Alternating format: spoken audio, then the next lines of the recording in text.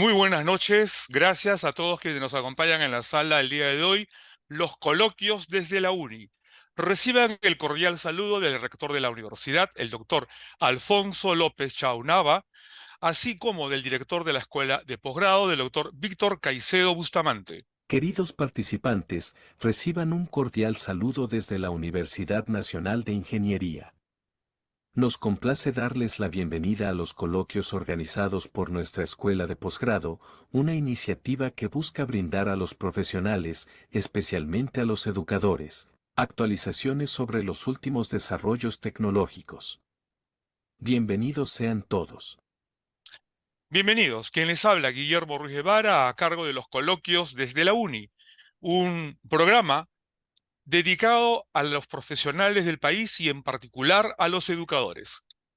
El día de hoy nos reúne un tema de especial importancia para todos, profesionales, técnicos, padres de familia, amas de casa y evidentemente también para los estudiantes y por lo tanto en particular para los educadores. Educadores tanto de la educación básica regular como de la educación superior. Hay mucho por hacer sobre este tema, desde tenerlo en cuenta y tener clara su concepción, hasta aquellas herramientas que nos permitan actuar en las plataformas informáticas con la seguridad de no incurrir en alguna fragilidad o dar espacio a alguna actividad delincuencial.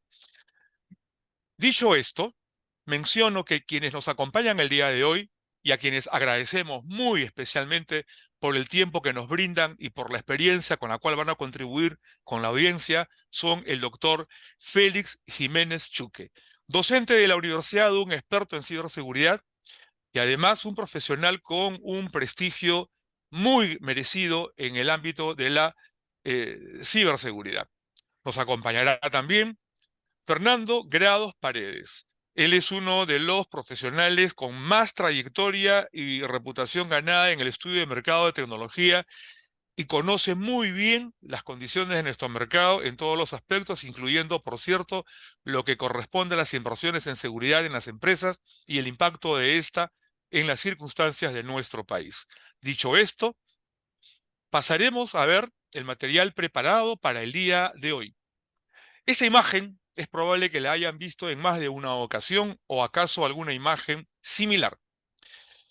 Representa aquello que tiene que ver con la seguridad en los sistemas informáticos, en las redes sociales, desde nuestra tarjeta bancaria hasta lo que acontece con nuestros datos en los bancos de datos, ya se llame RENIEC, Seguro Social, la empresa donde trabajamos, la universidad donde trabajamos, el padrón de estudiantes, lo que fuese.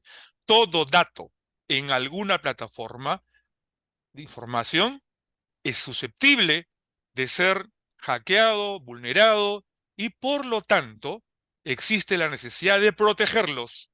Y para eso vamos a conocer qué normas hay para que la ciberseguridad sea muy tenida en cuenta en nuestro país. Ya es un componente más de la cultura tecnológica en general, y por qué desde la educación hay una especial importancia. Tengamos en cuenta algo que a menudo repetimos en los coloquios desde la UNI. Estamos encaminados hacia la quinta revolución industrial. Pero en la cuarta revolución industrial, las cifras que demuestran nuestro progreso en la misma nos colocan en una ubicación muy cercana a la cola. Eso significa que hay mucho por hacer en la actual cuarta revolución industrial de la integralidad de la información. Si en esta etapa hay tanto por hacer, ¿cómo será en 6 años en que ya los autores pronostican que ingresaremos definitivamente a la quinta revolución industrial? En 6 años más, cuando daremos el salto a la computación cognitiva, cuando daremos el salto a la computación cuántica, entonces hay mucho por hacer y estamos en la obligación de tomar todas aquellas medidas que permitan que desde la educación nos preparemos para dar el salto cualitativo y cuantitativo hacia la quinta revolución industrial que está a portas. La seguridad de datos está protegida en la Constitución peruana, en el artículo 2, numerales 4, 5 y 6, en donde explícitamente se habla de los datos de las personas.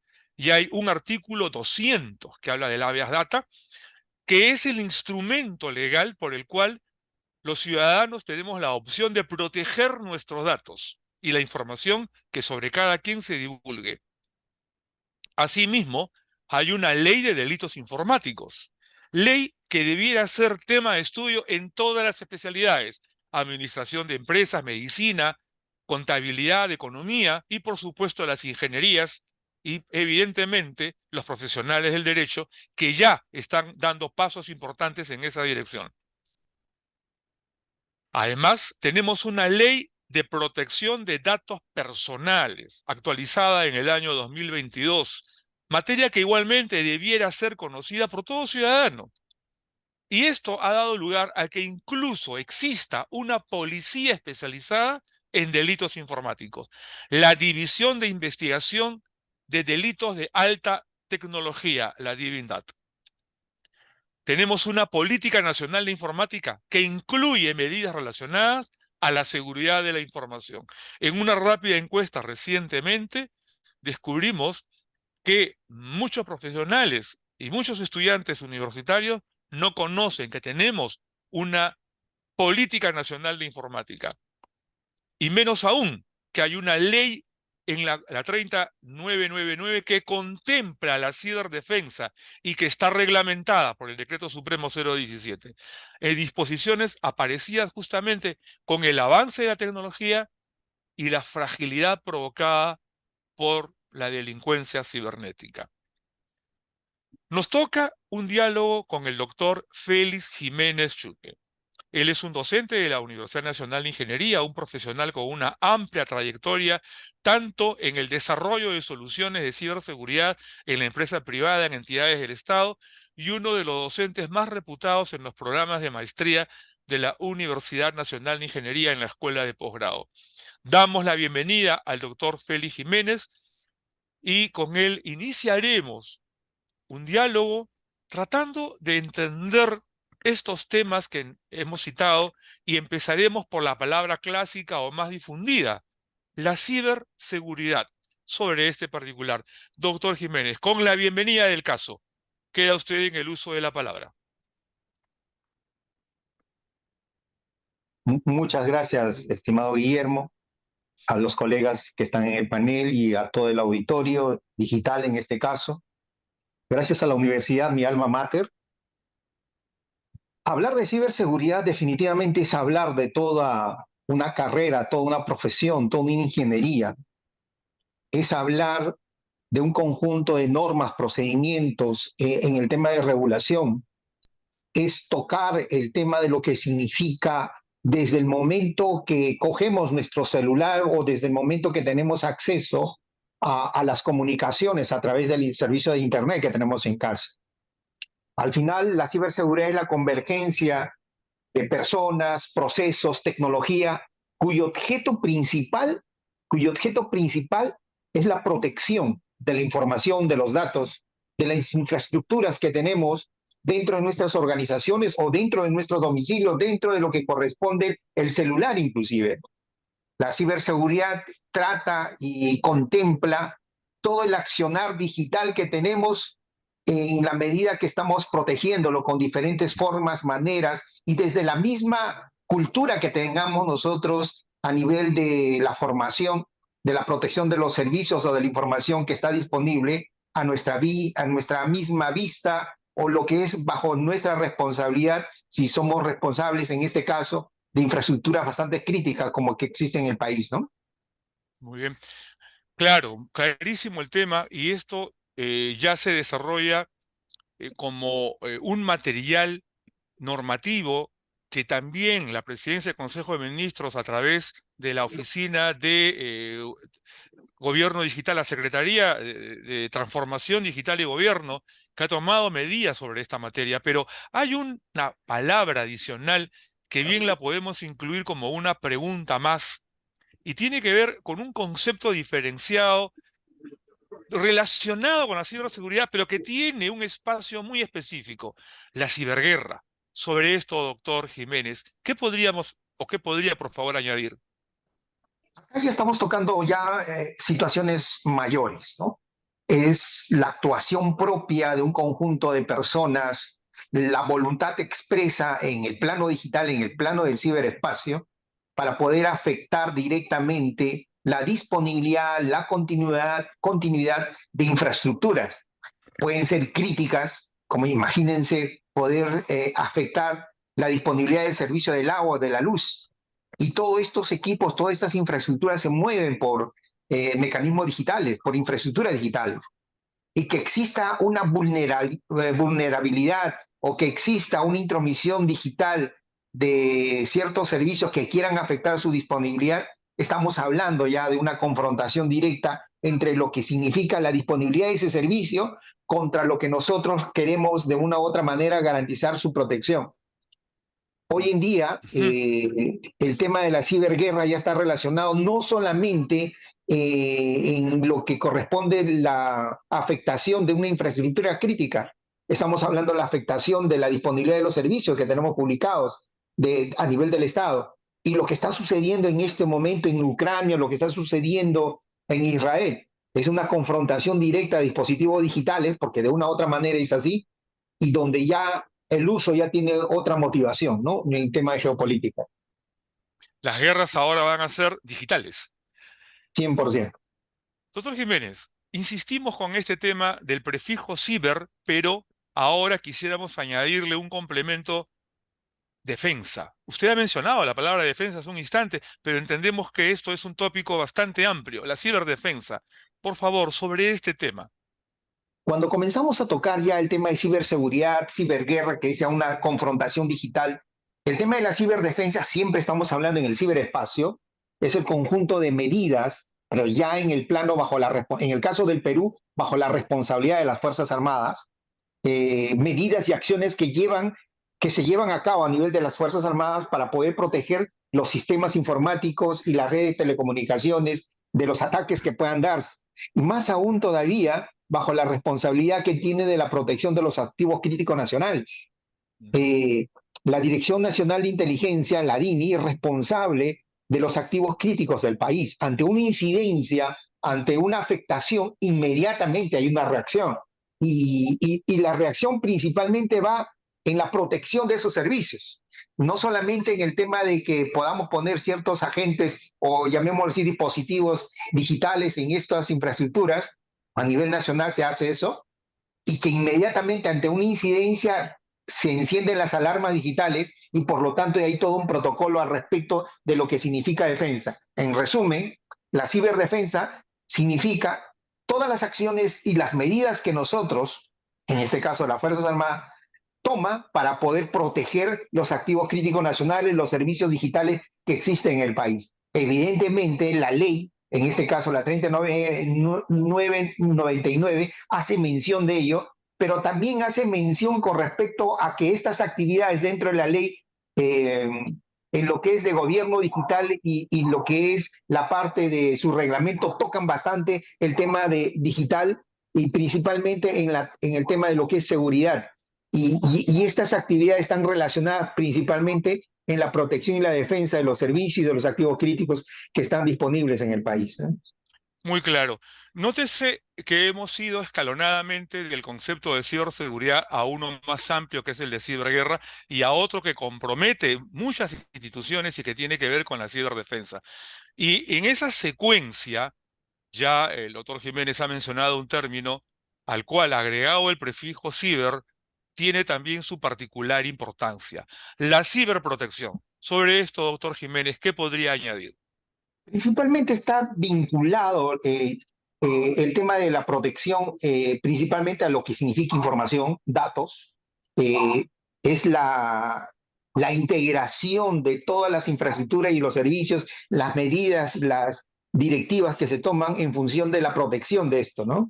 Y principalmente el objeto central es cómo nosotros como organización o como personas tomamos medidas para poder proteger estos servicios, estos activos, estos equipos que están inclusive a la mano, ¿no?, de nosotros, ¿no? Y bajo esa decisión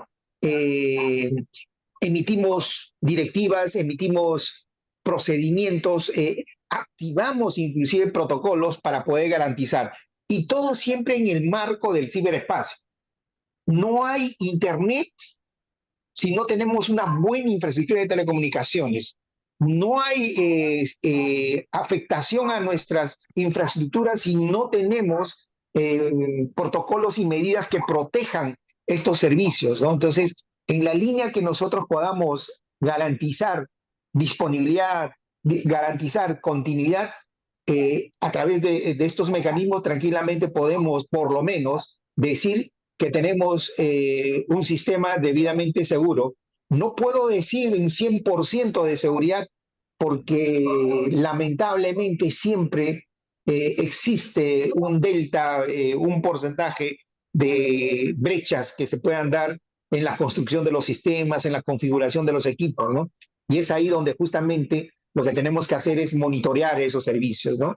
Para poder estar atentos de lo que esté sucediendo en este momento en ese servicio o lo que esté sucediendo en el país, ¿no?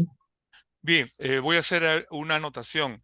La ciberseguridad entonces es un asunto en el que todos estamos comprometidos, sin distinción, todos los ciudadanos.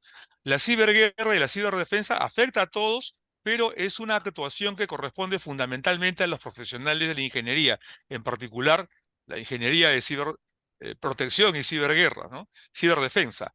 Pero la ciberprotección es un asunto en el que participan los profesionales de la especialidad de la ciberprotección, pero también los abogados, para aquella normatividad que tiene competencia sobre lo que tendrán que actuar los ingenieros en materia de protección de datos y de la infraestructura y de las distintas capas en un mecanismo de arquitectura digital. Esto nos lleva a un tema particularmente importante, la formación de ciberprofesionales. Dicho así, y en el caso de la formación de ciberprofesionales, que ya se convierte entonces en un tópico que merece mucha atención, agregaremos esta frase o esta pregunta. ¿Qué avances hay en la Universidad Peruana sobre la formación de ciberprofesionales? Al respecto, doctor Jiménez, ¿qué podría usted añadir? Como país estamos avanzando. Hace más de 15, 20 años el tema de seguridad no se tocaba en seguridad digital o ciberseguridad.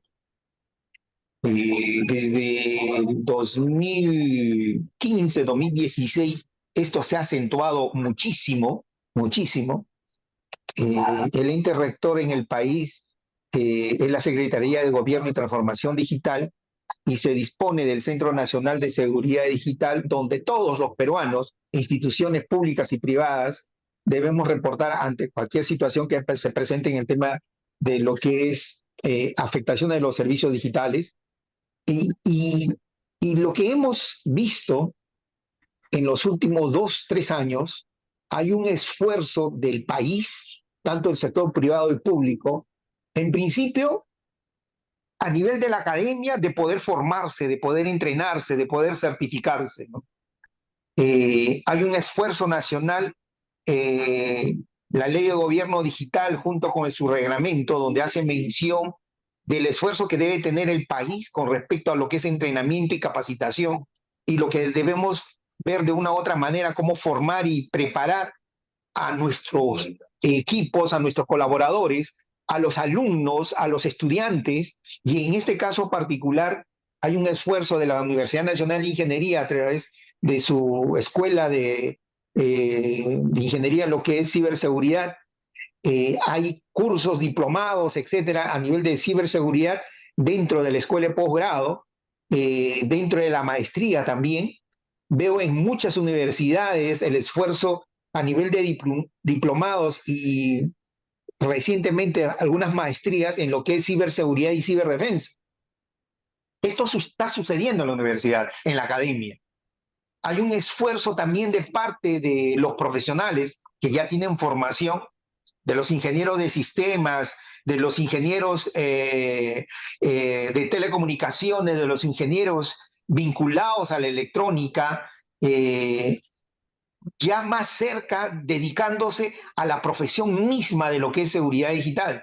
Veo mucho esfuerzo de los abogados en poder entrar al tema de ciberseguridad, al tema de transformación digital.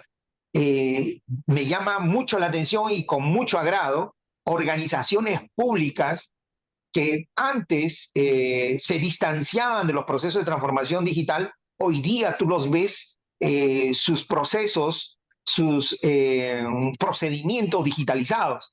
Todo proceso digital, todo proceso de transformación digital que se da en una organización, inmediatamente tenemos que pensar inclusive en temas de ciberseguridad. Ahora, Ujú. en el caminar que hemos estado en diferentes partes del mundo, entrenándonos, preparándonos, estar en eventos internacionales en diferentes países, hay una fuerte demanda de profesionales en ciberseguridad. La demanda no es poca, es enorme en todo el mundo. Entonces, y necesitamos profesionales bastante preparados. Por eso es importante la educación básica, es importante la matemática, es importante las ciencias básicas.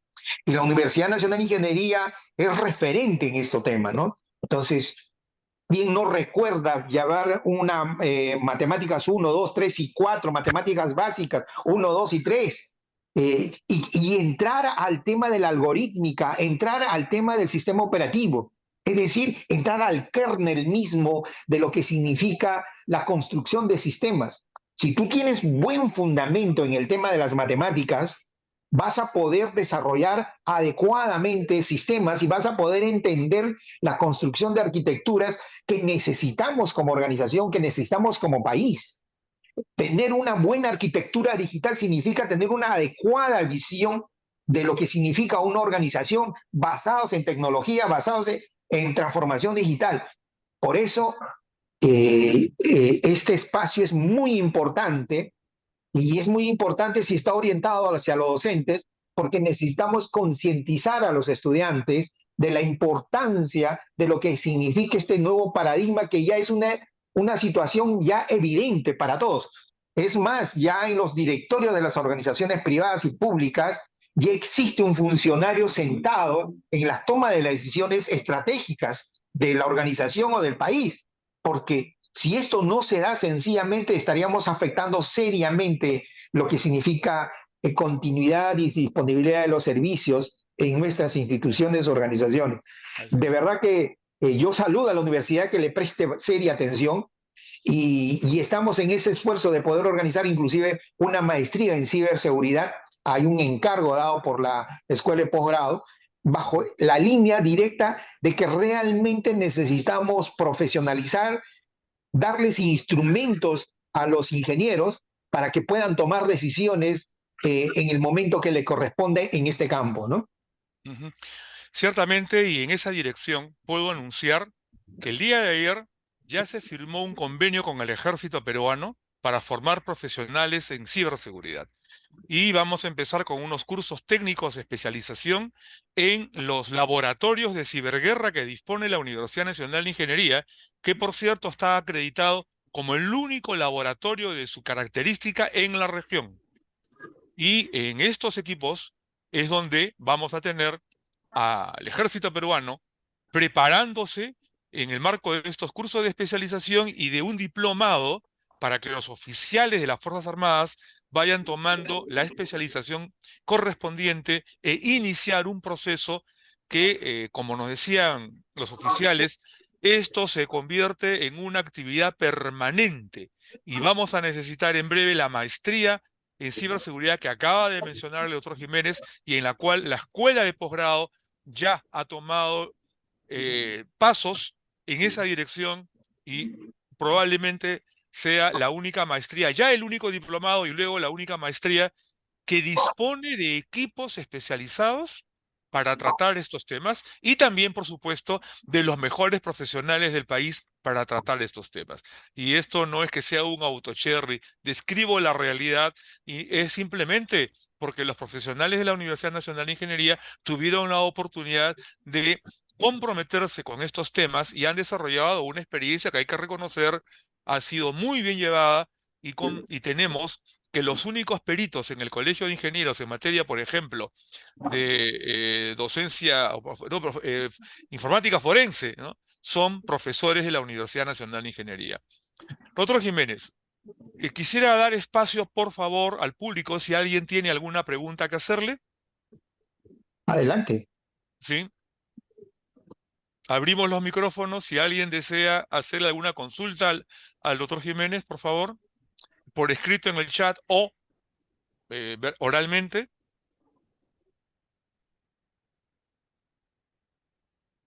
Bien.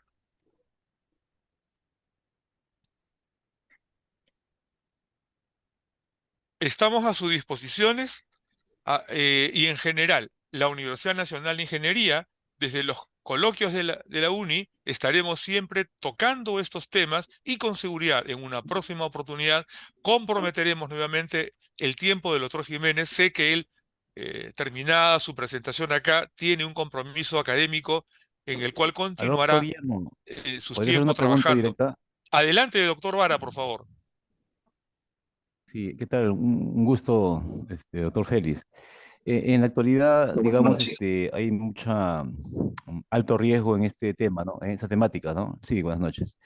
Entonces, digamos, ¿cuál sería un poco el mecanismo para evitar o aminorar el alto riesgo que hay en tema de ciberdelincuencia? De repente podemos recaer ahí en un tema, pues, de suplantación de identidad, ¿no? O sea, al margen de la tecnología, de repente mecanismos que permitan mitigar, ¿no? El alto riesgo que tenemos en ciberseguridad, ¿no? De repente cuando estamos en una transacción comercial por internet o un mecanismo de identificación, ¿no? Por ese lado, de repente algún alcance al respecto, ¿no? Herramientas, aplicaciones, por ahí, ¿no? Si podría precisarlo. Sí, gracias por la pregunta. Eh, Nosotros nos encontramos todos los días con nuestro equipo, ¿no? Con el celular que disponemos sin excepción. La primera recomendación que se da es que tengamos mucho más que usar claves, tengamos esquemas de doble factor, lo que le llamamos doble autenticación, ¿no? La cuestión tan elemental, tan básica, ¿no? Es decir, que puede ser por un mensaje de texto, puede ser por huella, o puede ser por un aplicativo que de una u otra manera puedan directamente garantizar de que realmente quien está ingresando al aplicativo, quien está logueándose, autenticándose en, en la plataforma, el celular en este caso, es usted, ¿no? Entonces, esa es la primera situación. Pero ya cuando estamos entrando ya a los sistemas, es importante tener no solamente el no compartir las contraseñas, los pines, los números IDs con otras personas, ¿no? Eh, si usted tiene un celular, mi recomendación está, por ejemplo, para los proyectos de cuenta DNI a nivel del Banco de la Nación, la exigencia está que el titular del número telefónico sea la persona quien corresponde ser, ¿no? De tal manera de que cualquier anotación que exista inmediatamente usted sepa o alerta, sepa inmediatamente a través de diferentes mecanismos de mensajería de texto, etcétera, ¿no? Otro aspecto que es recomendable es que tengamos una solución de protección a nuestros equipos personales, ¿no? No es bueno estar entrando al craqueo o al hackeo propio de tus propias soluciones que tengas, sino tener una solución de protección, un XDR, un MDR o un antivirus a lo más. Ya el esquema de antivirus, inclusive ya como solución, ya no es solamente seguro, ya necesitamos soluciones más robustas y que son económicas, ¿no? Es necesario de que la vigencia de los sistemas operativos de las PCs, de las laptops, es importante. Después entramos al tema ya de las organizaciones. Usted hace un trabajo remoto. Entonces, lo mínimo que debe tener y le debe pedir la organización para que se pueda conectar a su infraestructura de la organización donde labora usted es a través de una conexión segura de punto a punto, en este caso un VPN, ¿no? Un VPN que necesariamente le dé los permisos de acceso y que tenga, por ejemplo, no solamente el usuario y clave, que es ya una situación secundaria. Debe tener un esquema de doble factor, debe tener un DNI electrónico, debe tener un esquema de lo que es reconocimiento facial o de huellas dactilares, para que puedas tú de una u otra manera validar de que realmente eres tú, ¿no? Entonces, si ya entramos al plano de la organización, Lo que siempre digo, he sido director, gerente, jefe en diferentes entidades del país, con más de 10.000, 15.000, 20.000, 30.000, 35.000 usuarios de todo el país. He participado en procesos electorales, monitoreando los servicios digitales del país bajo la responsabilidad de la presidencia del Consejo de Ministros. He visto procesos electorales por ser observador internacional en muchos países de nuestra región. Y un aspecto importante que debemos considerar es el monitoreo de los servicios. Los servicios tienen que ser monitoreados 24/7 por 365, permanentemente las 24 horas. Y lamentablemente, esa es una situación que no en todas las organizaciones se da. Muchos piensan que comenzamos el trabajo a las 8 de la mañana, obviamente todos los servicios tienen que estar disponibles. No tengo internet, ¿qué problema? No funcionan los sistemas, ¿qué problema? Pero se retiran a las 5 de la tarde. Y quienes se retiran a las 5, 6, 7 de la noche, a lo más, se va el jefe de sistemas, se va el jefe de TI, se va todo el mundo y lo dejan a las máquinas, las 24 horas encendidas. Podemos tener infraestructuras que estén protegiendo en forma inteligente las soluciones, pero necesitamos servicios, equipo de personal que esté monitoreando todos esos servicios. 24 horas, cada 8 horas, 3 turnos, y creo que una situación que ayudaría muchísimo, muchísimo es esto, ¿no? El monitoreo permanente. Esa es la base inicial para saber cómo está la organización, cómo está la salud de la organización en temas digitales, saber muy bien que los servicios están disponibles. Aparte de ello, ya es una situación mucho más al detalle, saber muy bien el tema de la regulación que tenemos a nivel de país, en lo que significa tener un centro de atención de incidencias de ciberseguridad en cada una de las dependencias. La universidad debe tener un CECIR, en este caso. Toda organización relativamente mediana o grande debe tener un CECIR, y la ley así lo permite. La ley de gobierno digital lo indica con su reglamento. Y en esa línea, la recomendación está de que debemos que cumplir ciertos protocolos básicos en lo que es infraestructuras. Debemos tener desde la nube, desde arriba, un anti-DDoS para poder evitar el tema de los ataques volumétricos, etcétera, que se nos pueda dar inundar de negación de servicios, etcétera. Después debemos tener una infraestructura, lo que es un firewall, que cumple una función de última generación. Después debemos tener soluciones de filtrado de contenidos para que las personas que acceden al Internet estén bajo las políticas y las normas y las directivas de lo que significa la organización para poder garantizar su continuidad y disponibilidad. Y estamos hablando después de ahí toda la infraestructura de correos, en lo que es protección y seguridad, y luego estamos hablando ya el tema de lo que significa el WAF, que garantice la protección de las aplicaciones y luego protección de las bases de datos. Es decir, es tan amplio el tema de ciberseguridad que sencillamente todas las especialidades calzan, porque al final de cuentas la ciberseguridad ya es un tema transversal a toda la organización y necesitamos especialistas en ese tema. El país lo necesita, ¿no? Y en el caminar que tenemos nos vamos a dar cuenta la demanda que se está dando en términos de lo que significa ciberseguridad. Otra cosa ya viene y se suma el tema de lo que es inteligencia artificial.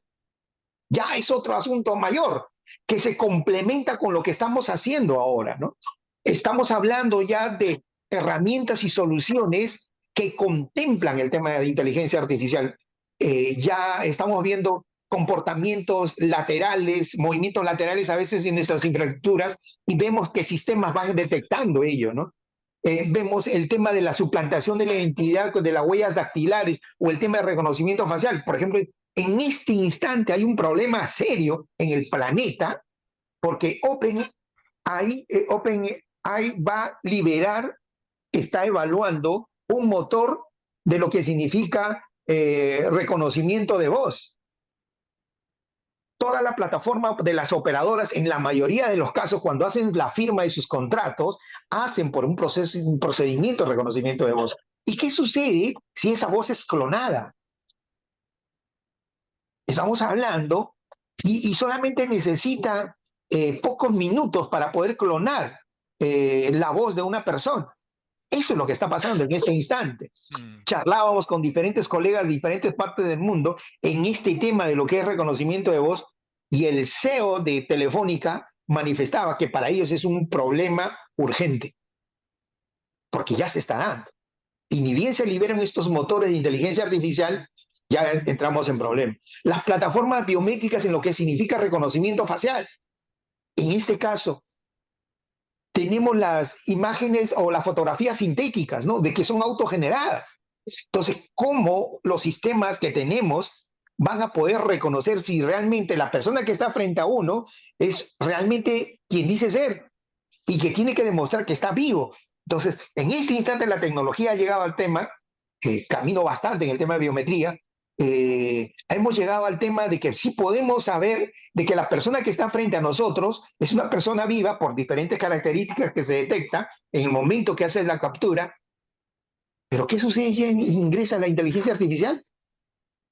Ya estamos hablando de otros temas que donde directamente son desafíos para los ingenieros, son desafíos para los matemáticos, aquellos que construyen algorítmicos o lo que construyen un conjunto de ecuaciones para poder saber los expertos en serie de Fourier y todo lo referente al tema de inteligencia artificial, que tenemos que mezclarlo, soportarnos en este tema para poder construir soluciones que protejan este tipo de situaciones, ¿no? Los desafíos son grandes, ¿no?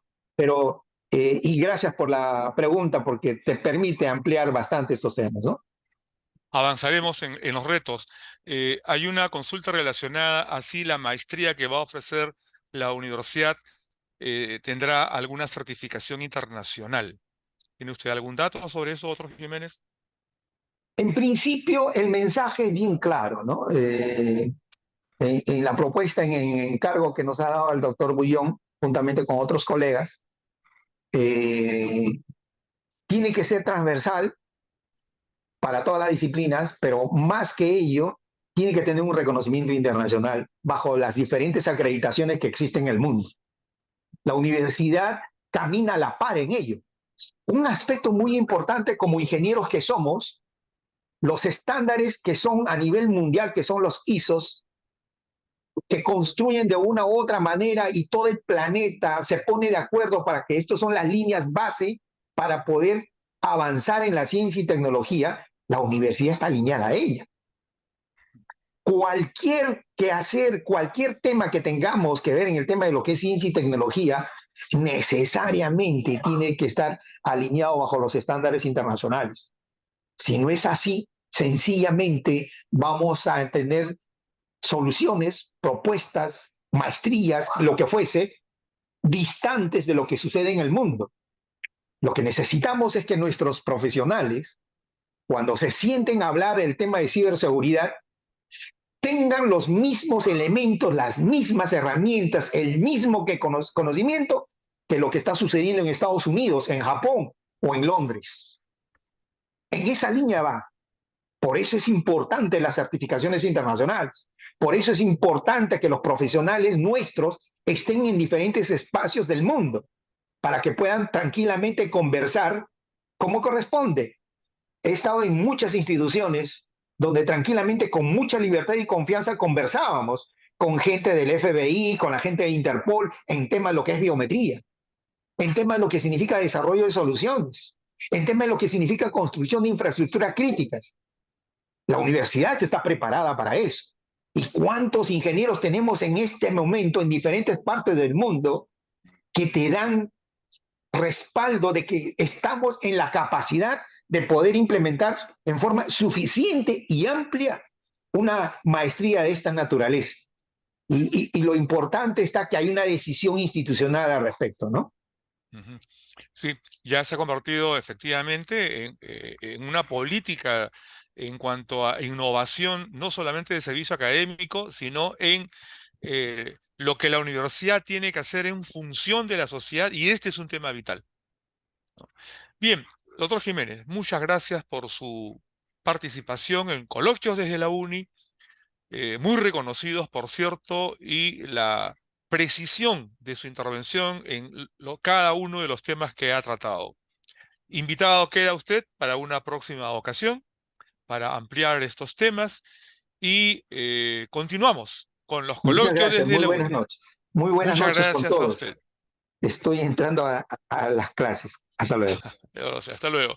Bien, continuamos nosotros y ahora nos toca compartir, a ver, con el administrador Fernando Grados Paredes. Él es el CEO de Dominio Consultores.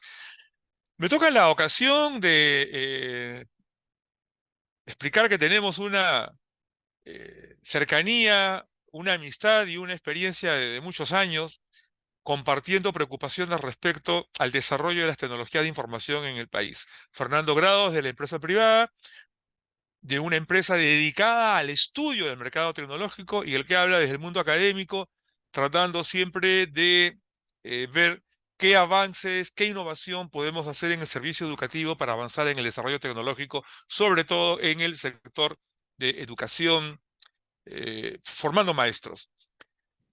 Y en estos tiempos hemos compartido también intereses relacionados al tema de la seguridad. Es por ello que hemos invitado a Fernando Grados para que desde su perspectiva de la empresa privada, de las ocurrencias en el mercado, nos pueda alcanzar sus experiencias y podamos compartir en este diálogo, en este coloquio desde la UNI, este asunto que nos preocupa a todos. Y para empezar, toca también revisar un tema relacionado a la ciberseguridad, relacionado a las empresas peruanas en particular, y el trance en el que estamos todos involucrados. Fernando, bienvenido. Por favor, sobre este tema, el micrófono es tuyo. Tu micrófono. Buenas noches con todos. Muchas gracias, Guillermo, por la invitación. Gracias a la UNI por permitir compartir este momento. Efectivamente, mi empresa tiene 25 años en el mercado y se dedica a hacer la inteligencia comercial para todas las empresas de tecnologías de la información que ustedes pueden conocer, tanto de hardware como de software como de servicios. Y, y con mi experiencia anterior en el mayoreo de cómputo, creo tener algo de conocimiento respecto a lo que pasa en el mercado peruano con todo lo que es la tecnología de la información y en algunas cosas en particular con el tema de ciberseguridad, ¿no? Entonces, cuando conversamos con Guillermo en los previos del programa, llegó una nota hace unos días muy cortos respecto a que Indecopi había sufrido un ataque cibernético y en su página web habían colocado o insertado contenido para adultos y enlaces a sitios pornográficos. Entonces, yo creo que, digamos, la posición de mi anterior compañero en la exposición es bastante correcta, sin embargo, lo veo muy entusiasmado en que las cosas están yendo mejor de lo que se esperaba y en nuestra opinión, con 25 años de experiencia en el análisis del mercado, podemos decir que todavía nos falta muchísimo por andar, ¿no?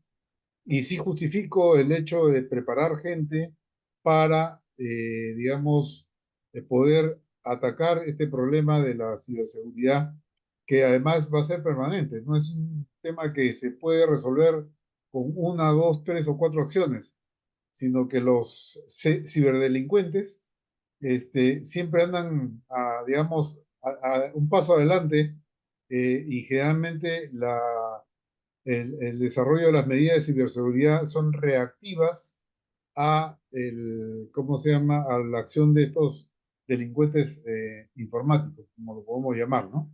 Entonces, ese es un punto con el cual yo quería empezar, porque quiero demostrar que las empresas peruanas, incluyendo las organizaciones de gobierno, todavía nos falta muchísimo por andar. Quizás dentro de lo que es digamos, las especialidades, la única que por un tema de un convenio mundial que existe, tienen la obligación de ser lo más cuidadosos posibles en el tema de ciberseguridad son los bancos. Existe un convenio de Basilea que establece las condiciones que tiene que cumplir cada organización financiera para poder asegurar, digamos, que sus clientes no puedan ser vulnerados o en todo caso esos riesgos sean minimizados lo más posible, porque, digamos, por más cosas que se puedan establecer como pauta de control, sabemos, como lo dije anteriormente, que los ciberdelincuentes algo van a inventar. De hecho, como lo comentó el expositor anterior, ah, los ciberdelincuentes ya están utilizando la inteligencia artificial para eso, ¿no? Y bueno, para los que conocen algo de anti-malwares o soluciones de este tipo, ya esas han quedado realmente, digamos, bastante atrasadas. Hoy día, por ejemplo, ya existen soluciones de ciberseguridad que usan inteligencia artificial para prevenir o para detectar un ataque en forma inteligente. Los anti-malware que conocemos utilizan directorios y son reactivos, es decir, se descubre una vulnerabilidad, se prepara una solución a esa vulnerabilidad, pero no se puede adelantar el uso de la vulnerabilidad. Hoy día ya hay software en el mercado, aplicaciones que sí pueden detectar, digamos, que una acción determinada puede ser una vulneración y no usan directorios. En el directorio uno guarda, estas empresas de malware, anti-malware, guardan, digamos, los datos de todos los tipos de vulnerabilidades que ellos pueden predecir, pero las de inteligencia artificial no necesitan esos directorios, sino que pueden, digamos, uh, detectar por una serie de razones estas situaciones. Es como cuando el niño, para poder explicar un poquito, el niño sale con el papá y el papá le dice, oye, mira hijito, este es un perro. A los 2 días o 3 días, el chico detecta un animal diferente, ¿ok? Pero con las mismas características del que vio, y le dice, papá, papá, es un perro. Y el papá le dice, efectivamente, es un perro. Ese proceso inteligente que es el ser humano está replicado en este tipo de soluciones que utilizan la inteligencia artificial. Pero igual no podemos estar descuidados porque los ciberdelincuentes van bastante más rápidos que nosotros. Entonces, no sé, Guillermo. Estamos en un trance en el que todos tenemos que hacer esfuerzos para superarlo. Esto nos Correcto. da lugar a un tema concurrente, porque siempre en el asunto del prefijo ciber, ¿no? En el mercado local, ¿qué cifras se conocen sobre este asunto, sobre lo que viene ocurriendo con esta inseguridad? ¿Cuál es el impacto de la ciberseguridad? Mira, hay poca o nada de cifras, ¿ok? Curiosamente, todo el mundo se llena la boca de ciberseguridad y es cierto, hoy día es un tema de boda, como lo comentó el participante anterior, pero la verdad que de la teoría a la práctica la cosa es bastante diferente. Nosotros que hacemos estudio de mercado para los proveedores de la industria, hace 15 años no hacemos un estudio de seguridad, ¿ok? Para que tengas una idea, aunque existe alguna información de la cual, digamos, puedo compartir algunas cosas interesantes que he encontrado, hechas por otro tipo de empresas, pero no conocemos la mecánica, la ficha técnica del estudio, entonces no sabemos qué tan, digamos, grande ha sido la muestra, pero nos puede ayudar, ante no tener nada, nos puede ayudar, digamos, a tener una idea de lo que está pasando. Para empezar, hay estudio publicado en Forbes, en la revista Forbes en agosto del año pasado, que dice que los principales países con más ciberataques en Latinoamérica son Brasil, México, Colombia y Perú. ¿Ok? De todos los países latinoamericanos, y estamos en el cuarto lugar con más ciberataques de todo tipo. ¿Qué tipo de ciberataques se dan? Principalmente malware, ransomware, troyanos bancarios, que son uno de los más altos, y luego el tema de phishing. Eso es lo más fuerte que hay. Y bueno, el phishing obviamente utiliza la ingeniería social para sorprender a la gente y aprovecharse de ella para digamos, su propio interés, ¿no? Eso es lo que Ujú. puedo compartir, digamos, de algunas cifras. Pido Este, a la audiencia tomar muy en cuenta lo que acaba de decir Fernando Grados, porque sobre esto vamos a hacer un hincapié en unos slides más adelante. Eh, Dejando anotado a todos los asistentes, por favor, que en el chat está el formato de registro para tener sus datos y enviarles el certificado de participación en este coloquio. Así que, por favor, úsenlo, llenen sus datos y tendrán ustedes el certificado de participación y este PowerPoint que lo vamos a compartir con todo agrado. Pero continuemos en este tema entonces, porque surgen más preguntas en el país para el futuro inmediato o acaso mediato en la medida que la experiencia lo permita. ¿Qué medidas, desde tu punto de vista, será necesario optar? es una buena pregunta que creo que estuvo bastante bien respondida por nuestro participante anterior, pero yo quiero hacer hincapié en algo importantísimo. El problema de la ciberseguridad o del defenderse de las amenazas nace en cada uno de nosotros. Las más grandes vulnerabilidades que han habido en las empresas y en las organizaciones de gobierno nacen en sus propios empleados. ¿Ok?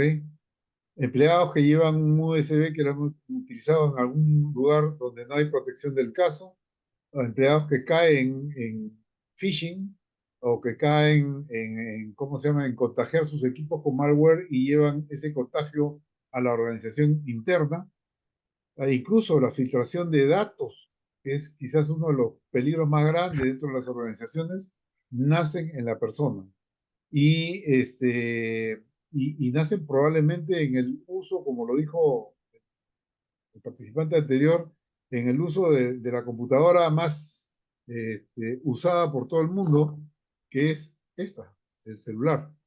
¿Ok? El celular es una computadora que también está amenazada por una serie de temas de ataques cibernéticos y que lamentablemente los usuarios no tenemos la precaución de usarlo adecuadamente. Incluso hasta contestamos teléfonos que no conocemos, ¿ok? Y que mañana más tarde nos pueden llevar a riesgos muy grandes como caer en manos del tren de Aragua o alguien similar, ¿no? Entonces, yo creo que la medida más importante por encima de las soluciones que hemos mencionado y que ha mencionado el participante anterior, está en la conciencia de cada uno de nosotros en tomar el cuidado. Es como cuando estamos en nuestra casa y miramos hacia la izquierda y la derecha cuando salimos a la puerta para ver si no hay una amenaza o un riesgo. Igual lo tenemos que hacer con todos los dispositivos electrónicos o computacionales que nosotros usamos. Al propósito y al respecto, un tip al paso. Nunca contesten el teléfono diciendo buenos días o buenas tardes, porque capturan la palabra buenos, el tono de voz, y la utilizan luego para hacer contratos en empresas en donde se compra y verifican la compra del usuario con la voz. Hackean la voz, ¿no? Bien, hay que contestar con el clásico aló y de preferencia no contestar teléfonos no conocidos. Y continuando con este tema que nos reúne en esta noche de los coloquios desde la UNI, surge esta otra inquietud. El negocio de la ciberseguridad, ¿a qué montos llega en el mercado internacional? El micrófono. Lo que pasa es que he estado tratando de buscar ese tipo de información y no tengo mucha claridad respecto a cómo contestar esa pregunta. No hay un monto, digamos, específico. Sin embargo, por ejemplo, en el caso de un trabajo que ha hecho Ernst Young, que es una de las principales consultoras de las Big Five que existen en el mundo, ellos hablan que durante el año 2022, eh,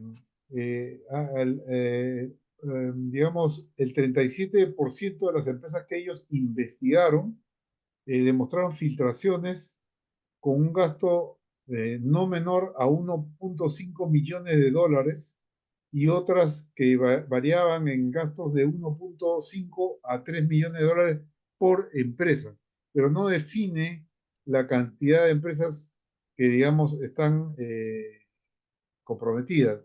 Por otro lado, en Latinoamérica y en todos los países, incluyendo en el Perú, hay una gran diferencia de tamaño de empresas, ¿no? Por ejemplo, para darles una idea del caso peruano, que lo conocemos muy cerca, el colombiano es muy parecido, solamente que hay más cantidad de empresas. Las empresas que facturan más de 100 millones de dólares en Perú no son más de 1.000, ¿ok?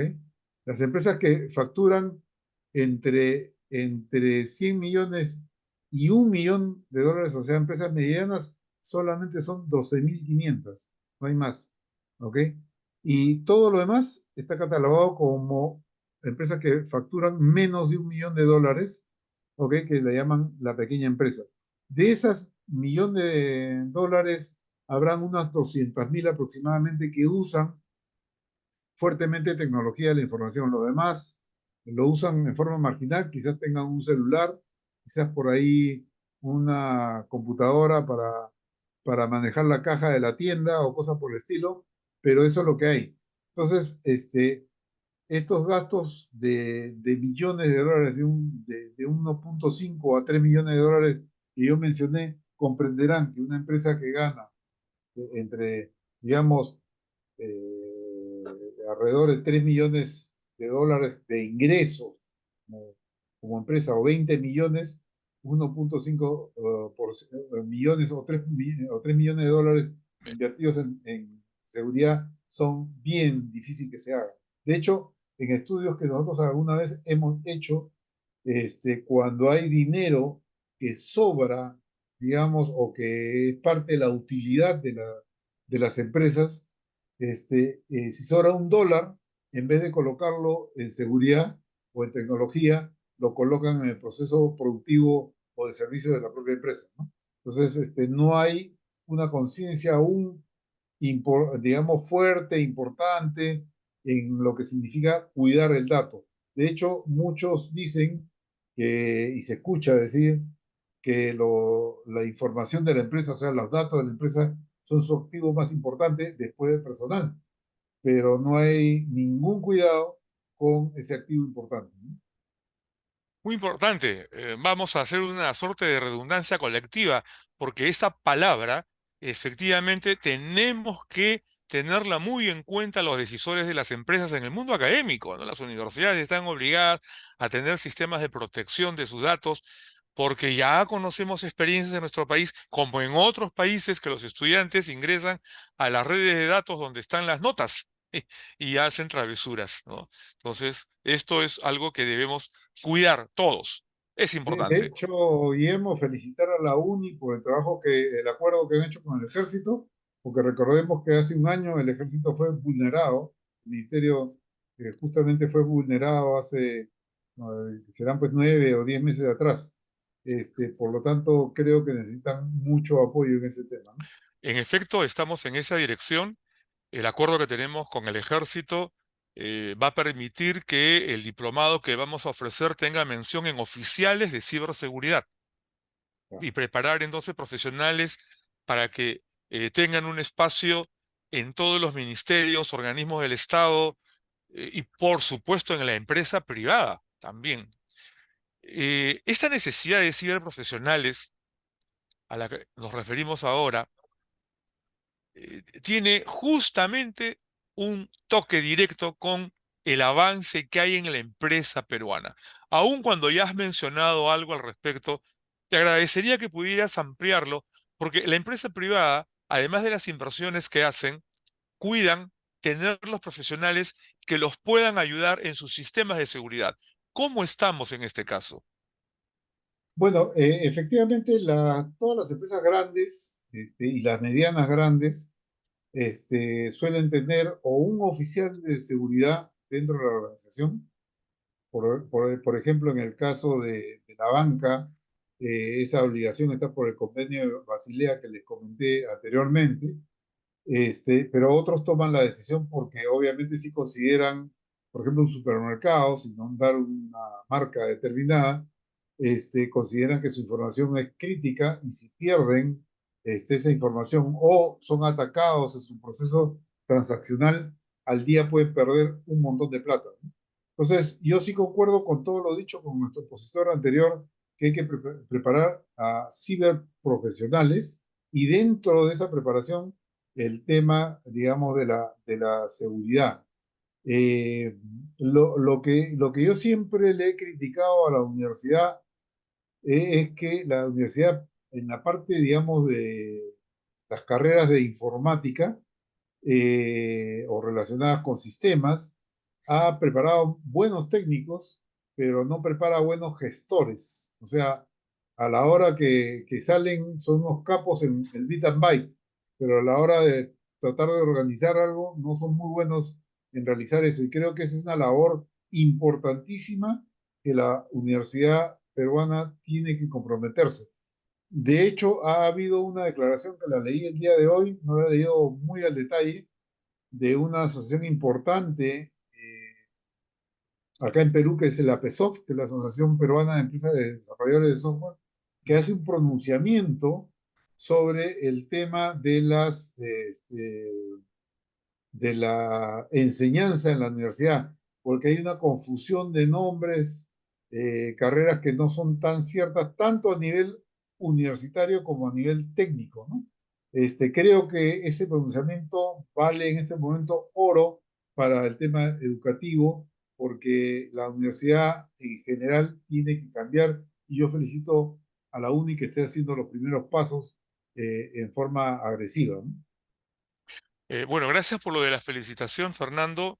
Y de forma anecdótica comentaré que en una reunión que tuvimos funcionarios de la universidad con oficiales de altísimo rango del ejército peruano un 19 de septiembre del año 2023, ese mismo día, en tanto nos reuníamos de 9 de la mañana a 12 del día, a esas mismas horas, 3 ministerios fueron atacados y Sí. bombardeados con problemas muy serios, que hubo intervención de las más altas instancias de gobierno de inmediato, porque fue un problema bastante serio. Y lo que acabas de mencionar de Indecopi, que ha sido hace menos de 72 horas, ¿no? Eso no es nada. Recuérdate que el año pasado todos nuestros datos personales, Ajá, ¿ok? Han sí, sido expuestos por RENIEC, sí, sí, ¿ok? sí, sí. Y las diferentes gerencias comprometidas, ahí están, ¿ok? Nadie tomó decisiones, nadie tomó acciones, pero sin embargo todo lo que estamos acá en este momento, en esta reunión, tenemos nuestros datos personales flotando en el espacio, gracias Sí. a la vulneración a RENIEC, ¿no? Sí, ese es un tema, ese tipo de filtraciones son de las que hay que tener mucho cuidado y que nuestros técnicos estén en condiciones de evitarlo, de tener la ciberprotección Correcto. que corresponda. Fernando, te invito a que nos acompañes todavía. Voy a tocar algunos temas propios de la escuela de posgrado. Hay otros slides referidos estrictamente al tema de ciberseguridad y el quehacer educativo que me gustaría que por favor los compartamos y que luego abramos los micrófonos para quienes nos acompañan en la sala. Por favor, preparen sus preguntas o consultas para compartirlas con Fernando Grados un poco más adelante. Y continuando entonces, por favor, comparto este video. Sociedad digital. Cuando hablamos de este tema, nos referimos a la ingeniería, a la educación, fundamentalmente a técnicas basadas en ciencias aplicadas al acto formativo. Sí, nuestra generación vivirá intensamente el empleo de la tecnología digital. Las empresas exigirán la competencia digital en la actividad productiva. La Universidad Nacional de Ingeniería les invita a especializarse en el Diplomado de Tecnología Digital y Gestión Educativa. Dicho esto, explicar que este diplomado incluye un curso de seguridad de datos, dirigido por uno de los profesionales más reputados en nuestro país, que es el doctor Julio Ponce.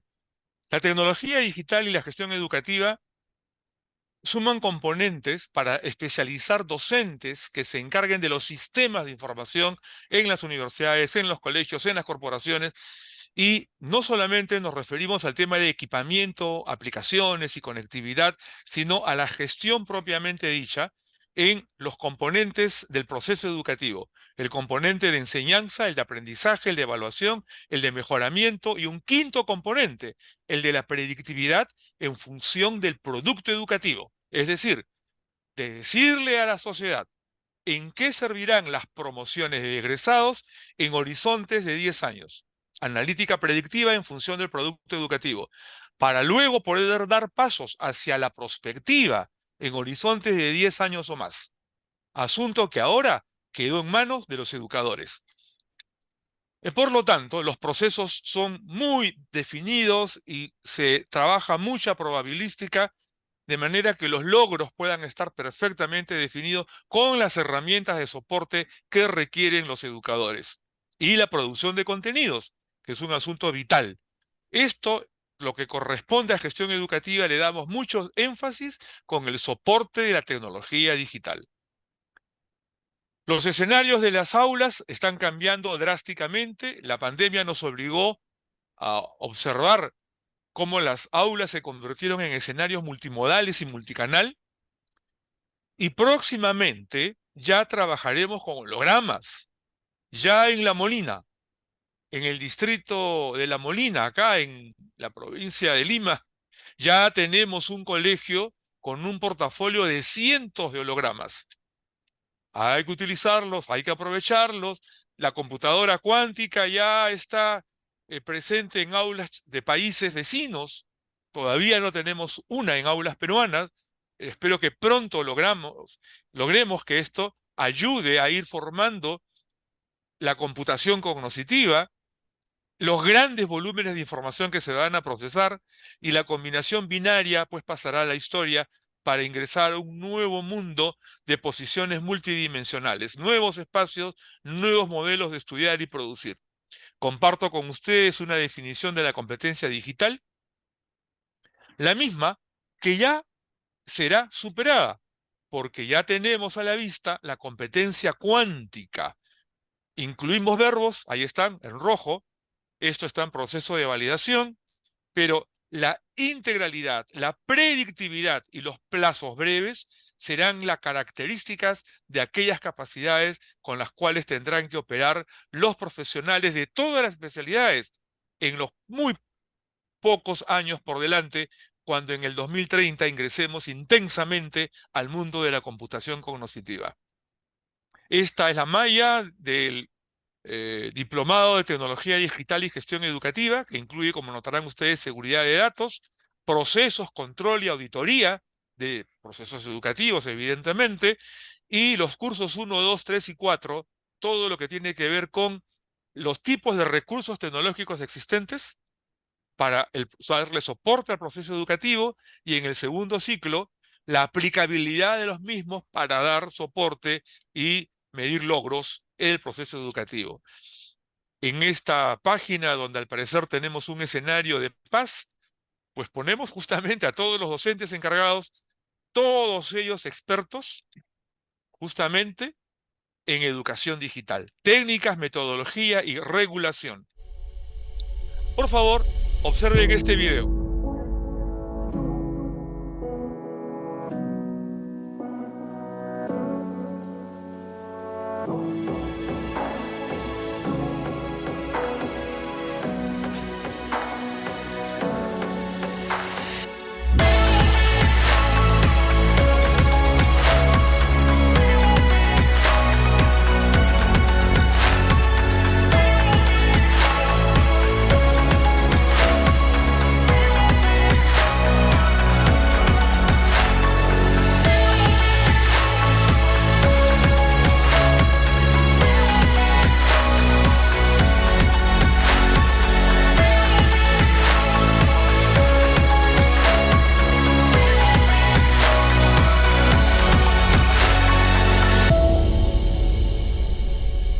es el premio Sayed, un premio que otorgan los Emiratos Árabes y que el programa, los coloquios desde la UNI,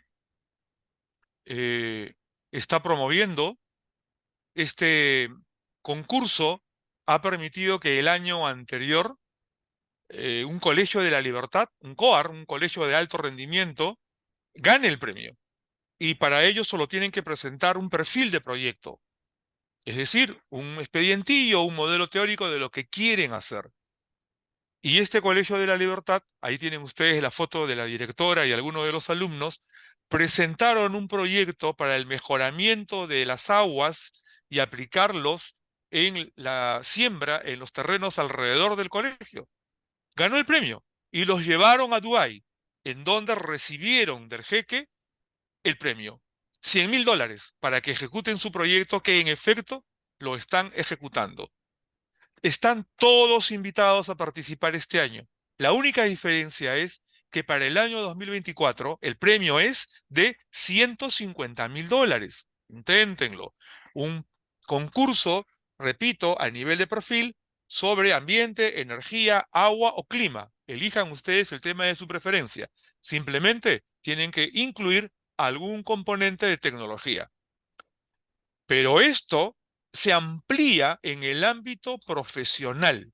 En ese caso sí, se pide que sea alguna iniciativa ya en marcha y que requiera fondos para mejorar o crecer.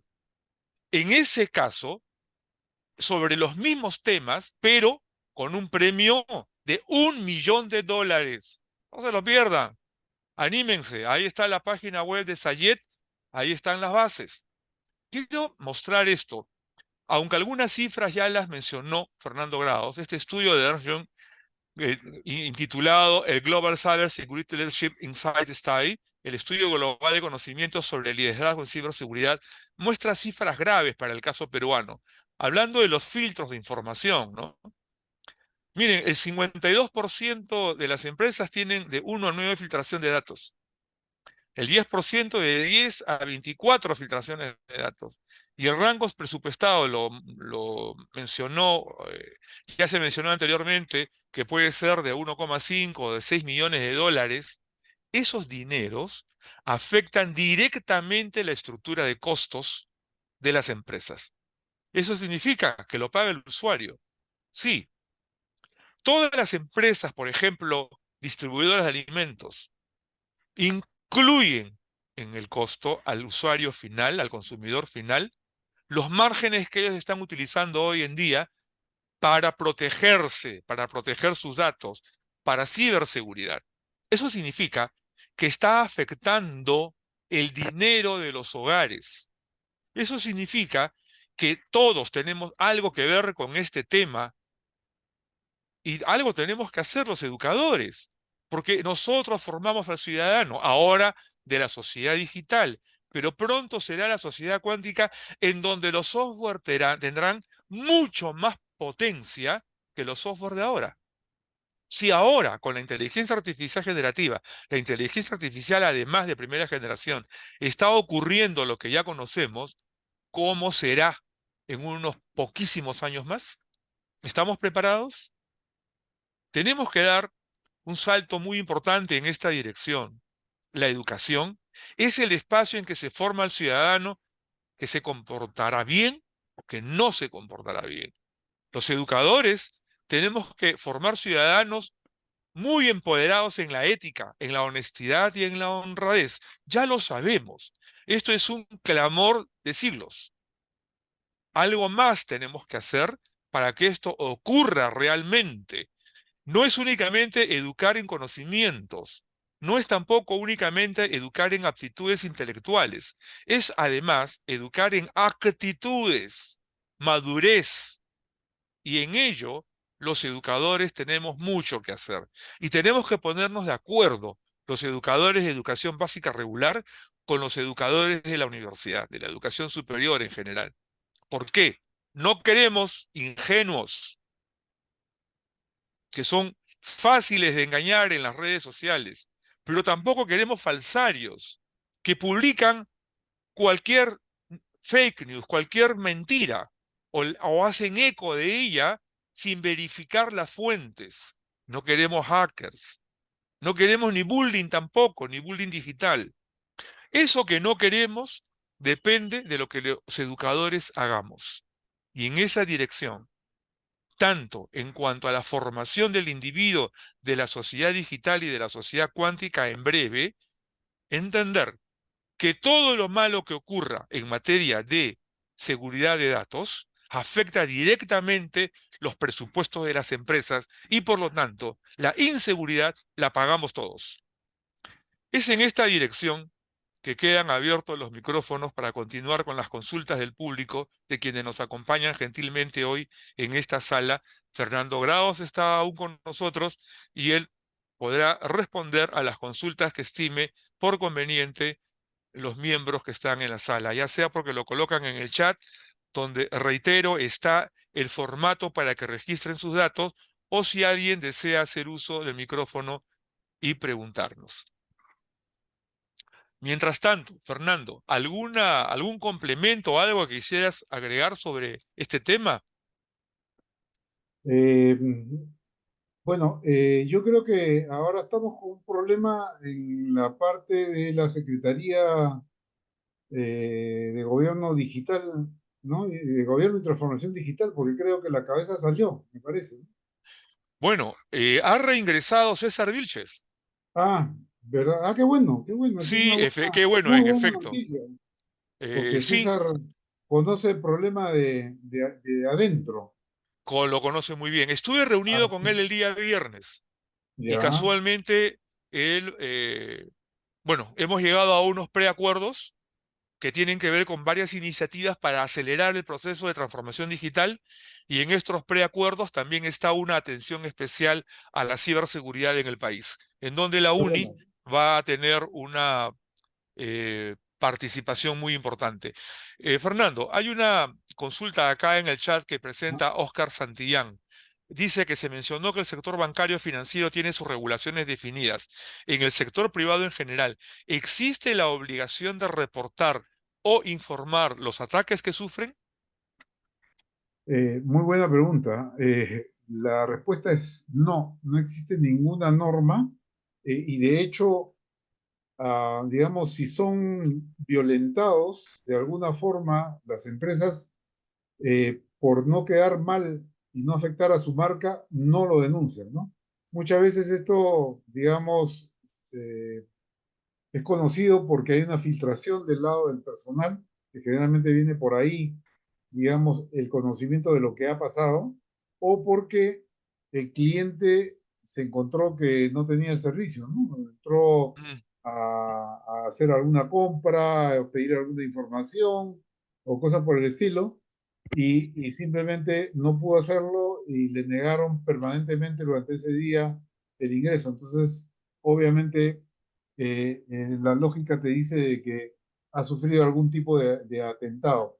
Ni en el gobierno ni en la empresa privada están obligados a hacer este reporte como tal, ¿no? Incluso los mm, propios bancos tienen la regulación, pero la regulación no los obliga a declarar problemas que hayan tenido mm. de ciberseguridad, ¿no? Cuestión importante a tener en cuenta, porque si no tenemos estadísticas, entonces no tenemos dominio de la verdad.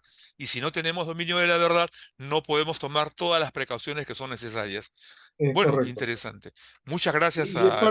es parte de la razón, Guillermo, por la cual, digamos, cuando hacemos estudios, a nadie le interesa reportar qué tuvo, qué problema tuvo, ¿no? ¿Ok? A Ujú. pesar de que los estudios no son para decir fulano de tal lo tuvo o la empresa tal lo tuvo, pero la gente eh, prefiere ser discreta y comerse el problema solo, ¿no? Acá hay otra consulta, Fernando, interesante, que la hace Armando Chagua. Cuando las fuentes de hackeo son detectadas, ¿quién se encarga de bloquearlas y en qué tiempo de respuesta? Bueno, si estamos hablando de la empresa como tal, incluso organización de gobierno, va a depender de la habilidad y rapidez de quien esté a cargo del tema de seguridad o de quien detecte el problema y que informe inmediatamente o lo más pronto posible para que pueda ser resuelto. En las empresas grandes, estas 1000 que yo les digo, les comento, que facturan más de 100 millones, prácticamente todas tienen oficiales de seguridad. Y el oficial de seguridad no solamente, digamos, establece normas, aplica soluciones de software o de hardware para la protección, sino que además es el obligado a monitorear de que no haya ningún tipo de problema. Sin embargo, en aquellas empresas más pequeñas, es más difícil que esa situación se dé. Y es más, hay casos que se han descubierto de empresas que esto lo han descuidado y que han sido por meses hackeadas y la empresa no se daba cuenta que estaba sucediendo eso. Ujú. Pasa. Oscar Ramiro hace una cita. Por lo general los ataques son conocidos por el lado del propio hacker. Y lo complementa Sergio, quien dice en su pregunta lo siguiente: ¿cuál es la recomendación básica que se recomendaría a las empresas pequeñas que no tienen mayor inversión para tratar el tema de ciberseguridad? Bueno, el problema es que la ciberseguridad es una tarea, como dije, de todos. Empieza por los propios empleados. El primer paso que debería darse es que se capacite a los empleados de todas las empresas, grandes o pequeñas, pero empezando más por las pequeñas, que son las que menos invierten en ciberseguridad, para que el empleado tome conciencia de que generalmente la puerta la abren ellos, ¿no? O sea, traen el problema a la empresa como tal. Y dependiendo de la importancia que la información sea útil para la empresa, lo que deben de hacer es de invertir pues en algún tipo de solución para prevenir esta situación. Porque, insisto, la plata se puede lograr nuevamente, pero perder los datos Ah, puedes hasta perder el negocio como tal, ¿no? así es, así es. Bueno, muchas gracias a todos quienes nos han acompañado el día de hoy en los coloquios desde la UNI. Un especial agradecimiento a Fernando Grados, que nos está acompañando, así como a Félix Jiménez, quien estuvo con nosotros en los primeros minutos de la jornada del día de hoy. Continuamos con la presentación prevista, en donde ya está la despedida, y decirles que este PowerPoint, esta presentación, los coloquios desde la UNI, son una contribución de la Universidad Nacional de Ingeniería a través de la Escuela de Posgrado.